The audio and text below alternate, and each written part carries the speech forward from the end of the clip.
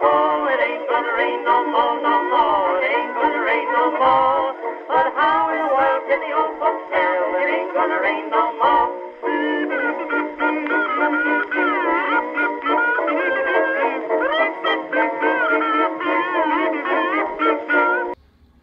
Hi everybody, I'm Canal Canut. And I'm Mr. Shoes. And today we're back with another Hiker Grab Bag.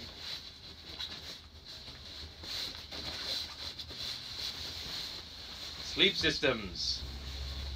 Now, on the trail, when you're not hiking, the only other thing you're going to be doing is sleeping. Or So, eating.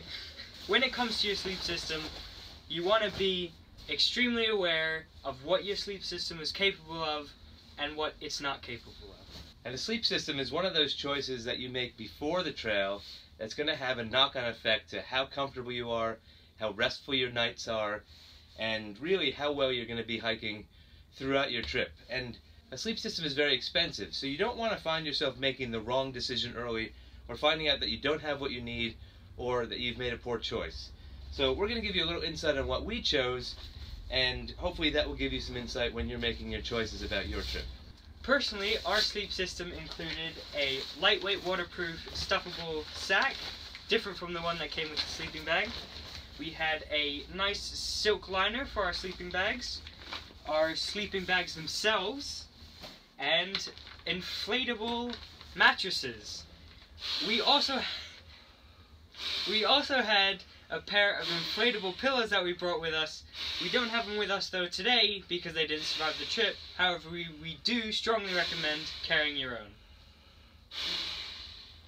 For our sleeping bag, we chose the backcountry bed. Now, you'll hear a lot of the ultralight thru hikers saying, oh, just get a quilt sleeping bag, you don't need the weight of a zipper. And we found this sleeping bag to be the best of both worlds, as it had no zipper, but was very enclosed and kept you nice and tight and warm and bundled up. And some of you might say, because it doesn't have a zipper, I can't unzip it to get my feet out. Now, this sleeping bag has a very clever solution to that, and has a foot vent in the bottom. Personally, when I found this out, I thought, oh, I'll be losing a lot of heat through the bottom of my sleeping bag. Not the case. When you're in it and you're not using it, it keeps you very warm, but it's always handy to have it there. So our previous experience was with mummy bags, and mummy bags have always treated us very well. The idea of just going with a blanket or a quilt meant that was a bit more of a leap of faith than I was willing to make. I did like the idea of eliminating the zipper, and so we looked for something that was in between. And the lovely thing about this backcountry bed is that it has this quilt component and a mummy bag hood. The quilt is really nice too because there's these hand pockets here on either side, and you can get yourself nice and toasty. You can also tuck yourself in to the edges and really get a mummy bag feeling. And it's big enough for someone big like me to climb inside. And now Canut talked about the venting on the feet. I lived with my feet outside this thing, and it was really good.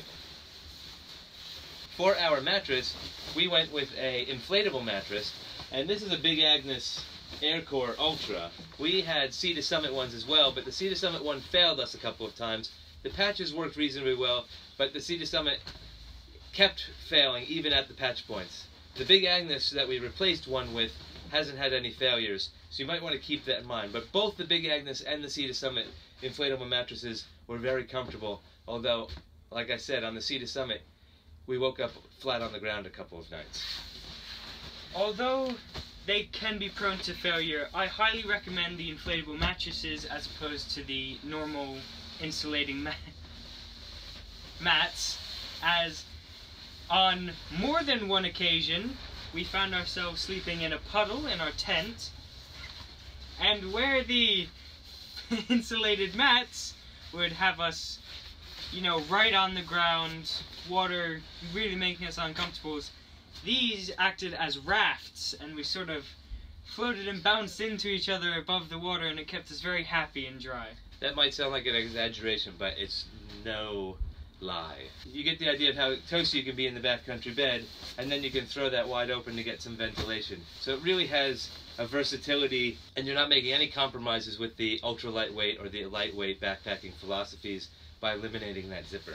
One thing you want to keep in mind, especially, this is a natural down sleeping bag. The natural down sleeping bag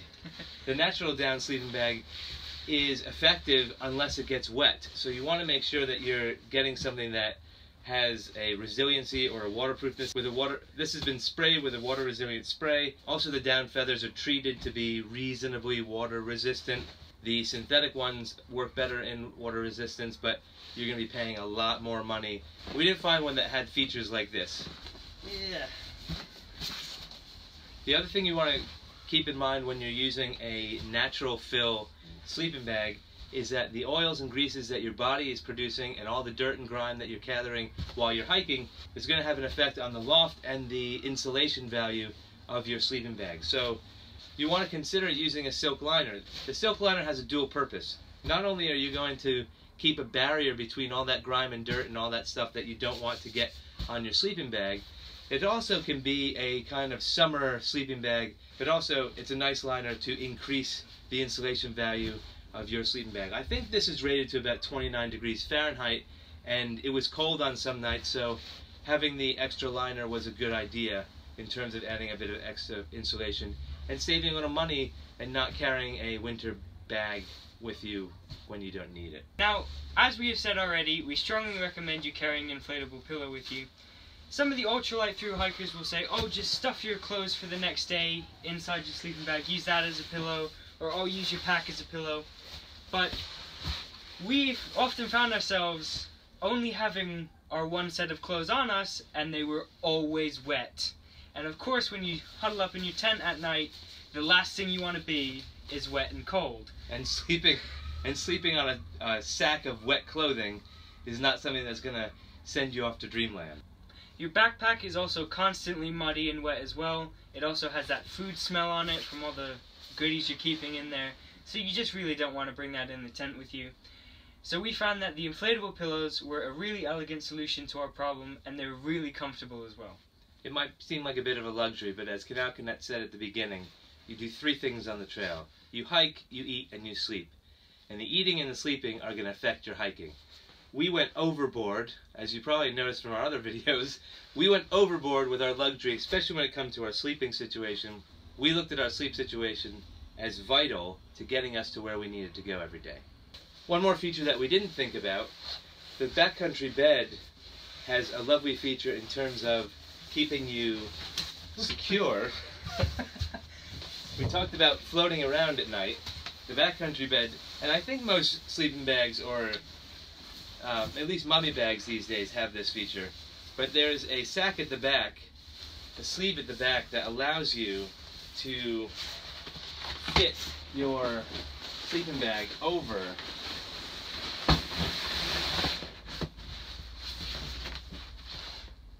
It allows your sleeping bag to slip over your mattress so that when you move around at night, you're not sliding off your mattress. One thing to consider though when purchasing an inflatable mattress is how loud it is. Some of the really ultralight sleeping pads are very crinkly because of the material that they're using. And so if you're staying in lots of shelters, or you're not staying in tents, or even if you're sharing a tent like we did, having a crinkly or a loud sleeping pad is not only going to affect your sleep, but it's going to affect the campers and backpackers around you.